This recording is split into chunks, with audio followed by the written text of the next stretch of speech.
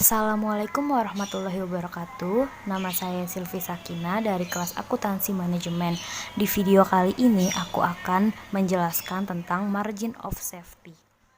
Margin of safety atau margin keamanan adalah selisih antara rencana penjualan dengan titik impas penjualan. MOS juga untuk mengukur berapa persen penjualan dapat turun tetapi perusahaan tetap tidak rugi.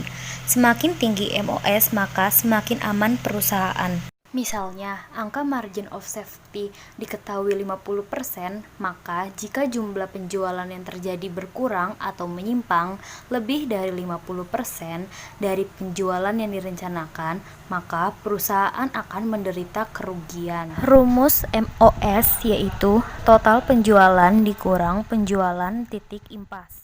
Jika ingin mencari MOS penjualan direncanakan dengan rumus MOS sama dengan rencana penjualan dikurang BEP dibagi rencana penjualan dikali 100%. Contoh soal.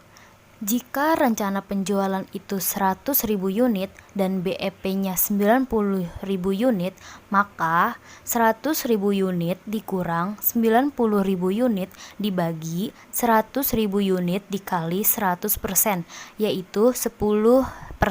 Jadi, kalau penjualan turun masih 10%, itu perusahaan masih tidak rugi, tapi BEP-nya. Jadi, dalam kondisi ekonomi yang tidak begitu bagus, sehingga ada kemungkinan penurunan penjualan, maka kita bisa ukur berapa persen kita bisa turun penjualan.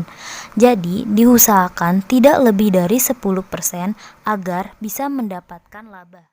Dalam bentuk grafik, BEP yang diketahui 90.000 unit dan penjualan yang direncanakan 100.000 unit, maka penjualan boleh turun tetapi tidak boleh melebihi 10% supaya perusahaan tetap mendapatkan laba. Artinya, semakin tinggi MOS, semakin aman perusahaan atau rendah resiko. Tetapi, jika semakin rendah MOS, maka perusahaan akan mengalami kerugian.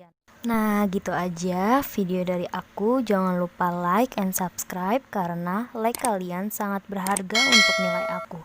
Thanks for watching. Bye-bye.